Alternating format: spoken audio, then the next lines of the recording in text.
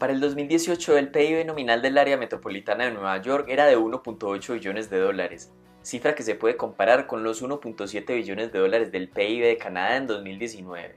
O dicho de otra forma, en esa ciudad se produce al año más del doble de bienes y servicios que en Suiza, 700 mil millones de dólares, o 3 veces el PIB de Polonia, un país con 38 millones de habitantes. La pregunta es cómo llegó esta ciudad a esos niveles de producción y a ser considerada por muchos como la capital del mundo.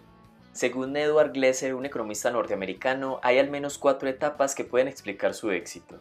En primer lugar, a finales del siglo XIX, Nueva York tenía ventajas naturales que le permitieron convertirse en la principal ciudad con puerto de América.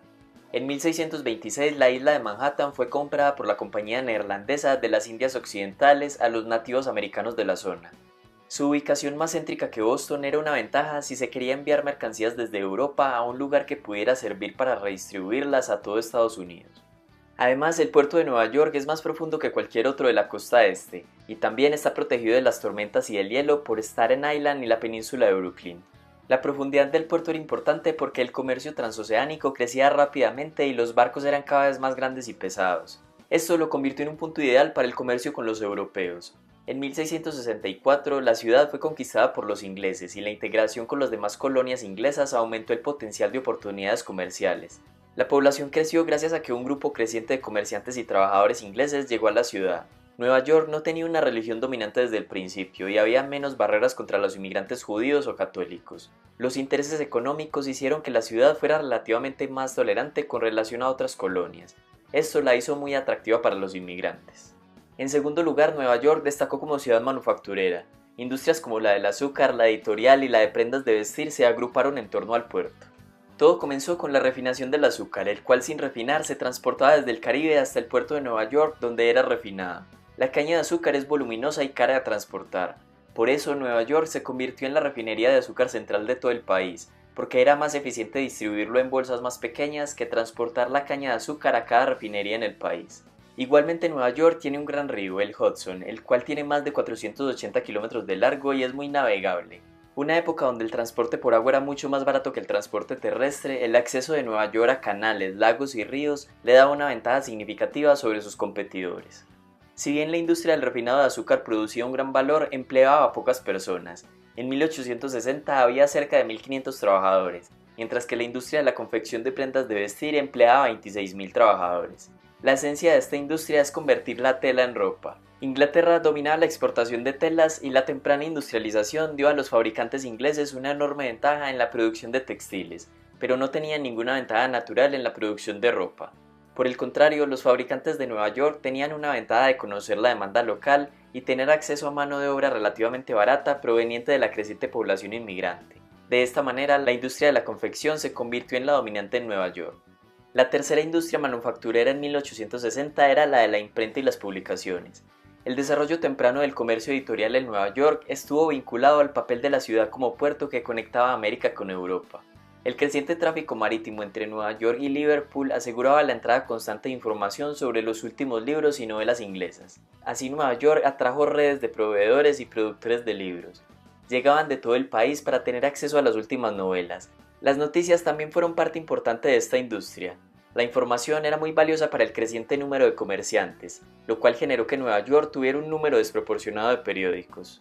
En resumen, la manufactura se transformó alrededor del puerto.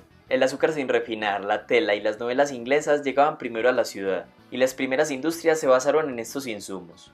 El crecimiento de los 3 sectores requería un gran número de trabajadores, y Nueva York era el centro de importación de este insumo, la fuerza de trabajo.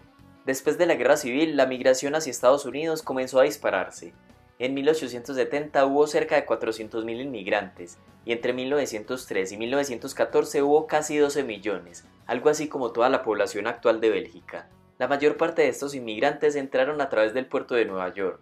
Muchos de ellos se quedaron allí, pues todos fueron bienvenidos a la ciudad como lo mencionamos anteriormente.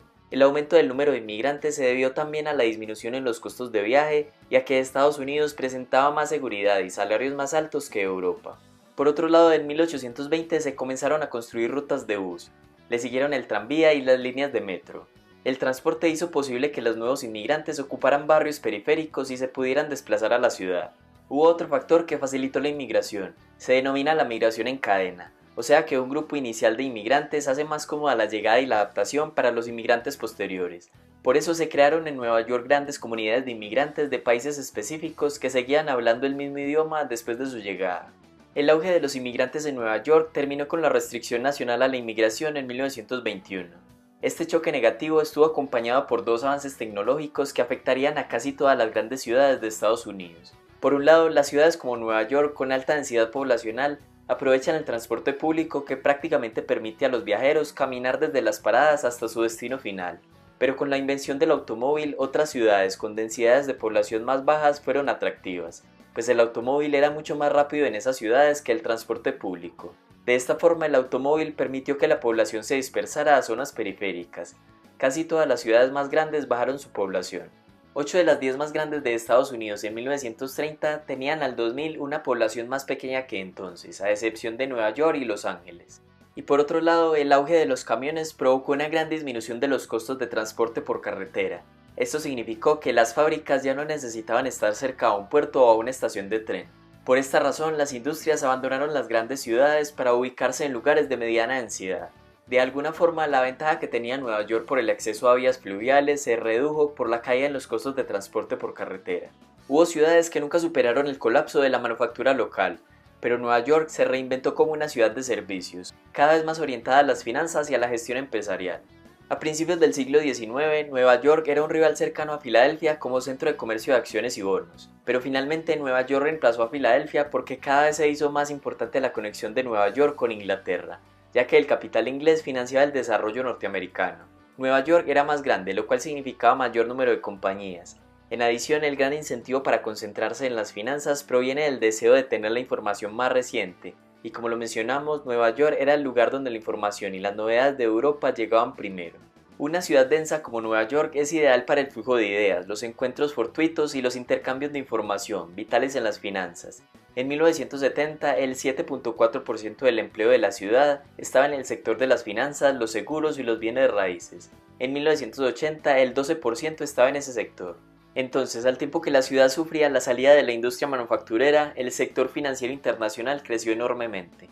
Allí están ubicadas las dos bolsas de valores más importantes del mundo. El centro de Manhattan es el distrito de negocios más grande de todos. También es el líder mundial de los medios de comunicación, de más de 200 periódicos. La tolerancia inicial a la diversidad religiosa dio como resultado una ciudad cosmopolita, donde en la actualidad se hablan más de 200 lenguas. John Lennon decía, Estados Unidos es el imperio romano de la actualidad y Nueva York es Roma. Estrictamente hablando, el mundo no podría tener una capital, solo algunas ciudades globales como Londres, París, Tokio y la misma Nueva York. Pero simbólicamente Nueva York es la expresión perfecta del poderío estadounidense y del espíritu emprendedor, de la apertura a nuevas ideas y al talento de todo el mundo. ¿Considerarías a Nueva York la capital del mundo? ¿Qué otras ciudades le podrían competir en liderazgo e influencia mundial en el futuro? Deja tu opinión en los comentarios y gracias por ver el video.